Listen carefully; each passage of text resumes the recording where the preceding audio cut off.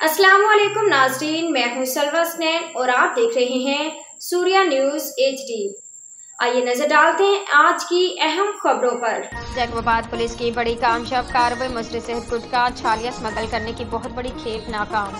भारी मिकदार में 1260 किलोग्राम मसरे से छालिया और 86,515 ग्राम पान पराग गुटखा बरामद।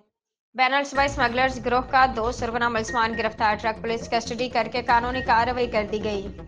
थानाबाद SHO थानाबाद SRP सिकंदर अली चाड़िया बम स्टाफ पुलिस के नेशनल हाईवे जरई कॉलेज के करीब खुफिया इतला पर कामयाब कार्रवाई।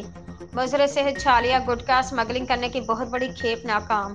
चेकिंग के दौरान एक मजदा ट्रक रजिस्ट्रेशन के TKT 602 के अंदर मौजूद भारी मिकदार में 1260 किलोग्राम मुजरे सेहत छालिया 86,512 ग्राम पान पराग गुटखा बरामद करके 2 बैनल सूबाई स्मगलर्स मंसूर अहमद वल्द अब्दुल कादिर चकसई पठान सकना कोयटा, इज्जतुल्लाह वल्द अहमदुल्लाह लाकर पठान सकना कोयटा बलोचिस्तान को गिरफ्तार कर लिया गया। कानूनी कार्रवाई कर दी गई। आज के लिए इतना ही। मजीद खबरों और अपडेट्स के लिए देखते रहिए सूर्या न्यूज़ HD।